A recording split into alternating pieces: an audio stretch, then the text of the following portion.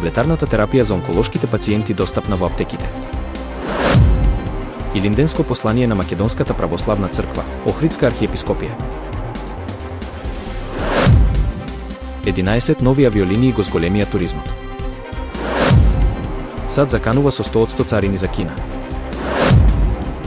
Камбоџа ја отфрла вината за конфликтот. Колку е важно спиењето? Барбадос најскапа дестинација.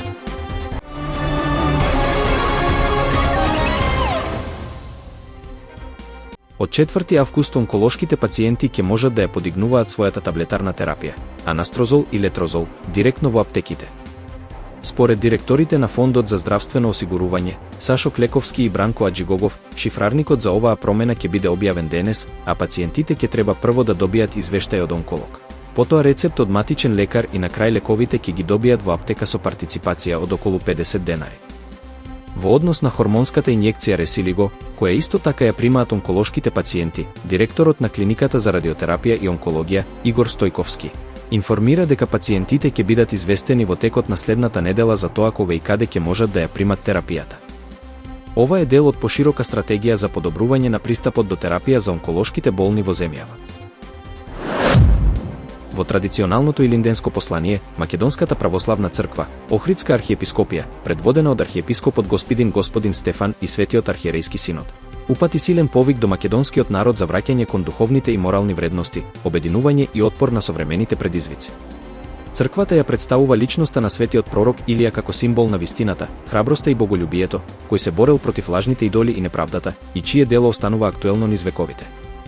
Според посланието, Македонија и понатаму се соочува со политички, духовни и морални искушенија, а современиот човек, и како индивидуа и како народ, е повикан да се спротивстави на нељубовта, неединството и неморалноста. Во посланието се повлекува паралела помеѓу подвигот на Илија и борбата на македонските илинденци од 1903, 1941 и 1991 година, кои, и покрај пречките, успеале да го одржат стремежот за слобода и државност. Особено внимание се посветува на историската символика на трите илиндени, кои според синодот се темелите на современата македонска државност. Црквата апелира дека секое поколение има своја битка, а денешната е да се изгради праведна и напредна заедница заснована на вера, слога и одговорност. Со силна духовна порака, архиереите ги повикуваат сите македонци да ја зачуваат верата, црквата и татковината, потсетувајќи дека само со Божја помош, како што покажува примерот на пророкот Илија, се постигнува вистинска победа над лагата, злото и разединетоста. Воведувањето на 11 нови авиолинии во последните 9 месеци веќе го покажува својот позитивен ефект врз македонскиот туризам, изјави вице-премиерот и министер за транспорт Александар Николовски. Тој нагласи дека зголемениот број туристи е резултат на новата политика на субвенции која сега се фокусира на привлекување странски патници, наместо на оние што заминуваат од земјава. Според Николовски, во мај годинава имало 101.000 туристи повеќе во споредба со истиот месец лани, со Скопје како број 1 дестинација, следено од Охрид. Секојдневно на скопскиот аеродром слетува по еден авион со туристи од Германија, Франција и Англија, а од октомври ќе има и по 2 чартер лета дневно кон Охрид. Зголемувањето од 20% во туризмот, вели министерот, е директна последица од оваа стратегија. Министерот исто така сподели дека летниот одмор ќе го помине со семејството во Охрид поради бројните ангажмани.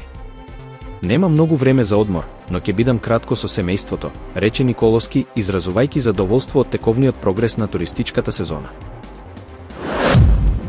Министерот за финансии на САД, Скот Бесент, изјави дека на билатералните разговори во Стокхолм ги предупредил кинеските представници дека продолженото купување руска нафта може да резултира со воведување 100% царини за кинескиот увоз во САД. Бесент нагласи дека купувањето нафта од Русија и Иран представува прекршување на санкциите и придонесува за финансирање на војната во Украина. Тој откри дека Пекинг ја брани својата позиција со образложение дека има право на енергетски суверенитет и ќе продолжи да ги следи сопствените интереси. САД, освен поради нафтата, се загрижени и поради тоа што Кина продава технолошки стоки со двојна намена на Русија во вредност од над 15 милиарди долари, што, според Бесент, и помогнало на Москва во воените операции. Во исто време, Бесент најави дека новиот закон што се очекува да го усвои Конгресот ќе предвиди царини до 500% за земјите што купуваат руска нафта. Тој предупреди дека не само САД, туку и нивните сојузници ќе преземат слични мерки, со цел значително да се намалат приходите на Русија од енергија. Кина, како најголем купувач со 2 милиони барели дневно, останува во фокусот на овие санкциски политики. Камбоџа остро ги демантира обвинувањата од Тајланд дека е виновна за ескалација на неодамнешниот вооружен конфликт и инсистира дека останува цврсто посветена на зачувување на мирот.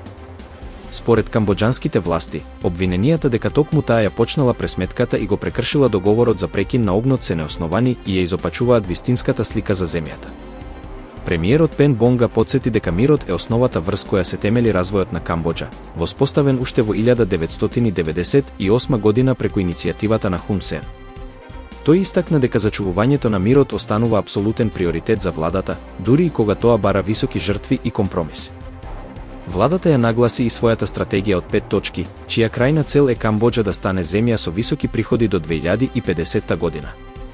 Овој план, рече Пен Бонга, може да се реализира само доколку се избегнуваат конфликти и се обезбеди стабилност. Мирот не е само политичка определба, тој е услов за опстанок и напредок, нагласи тој.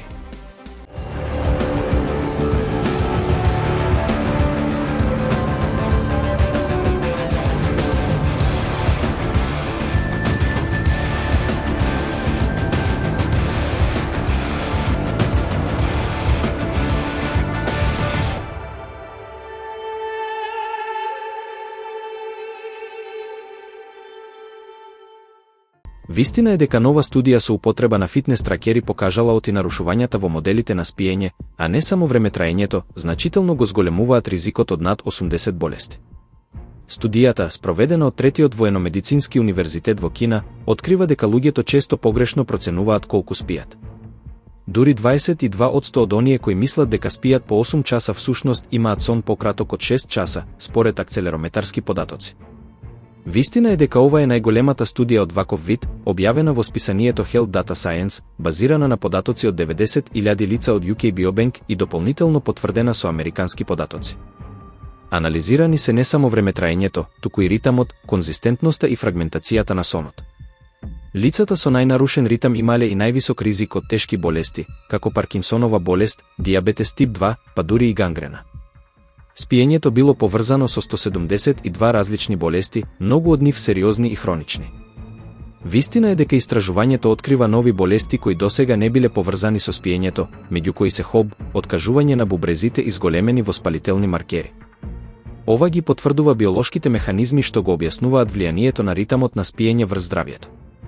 И покрај ограничувањата поради типот на учесници, студијата сериозно го доведува во прашање досегашниот акцент само на бројот на часови сон, наместо на квалитетот и конзистентноста. Вистина е дека иако долго време се сметаше дека премногу спиење е штетно, ова истражување покажува дека клучната причина за поврзаноста со болести можеби не е времетраењето, туку нарушената структура и ритам на сонот. Тоа значи дека лице кое спие 9 часа, но со прекини и без редовен распоред, може да биде во поголем ризик од лице кое спие 6,5 часа во континуитет и секогаш во исто време. Вистина е дека истражувачите повикуваат на промена на јавното здравствено внимание, од едноставно броење на часови, кон создавање навики за постојан и структуриран сон.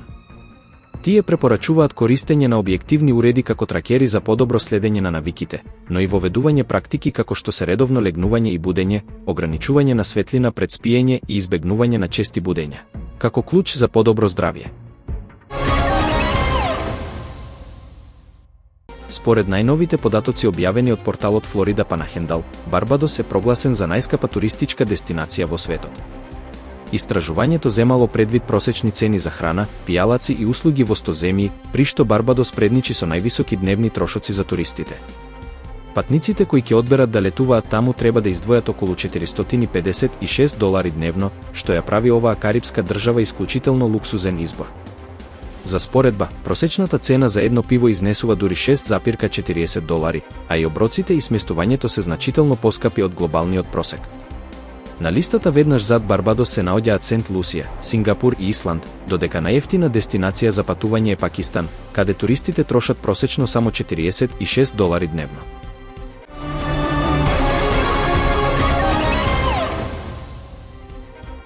Таблетарната терапија за онколошките пациенти достапна во аптеките. Илинденско послание на Македонската православна црква, Охридска архиепископија. 11 нови авиолинии го зголемија туризмот. САД заканува со 100% царини за Кина. Камбоџа ја отфрла вината за конфликтот. Колку е важно спиењето? Барбадос најскапа дестинација.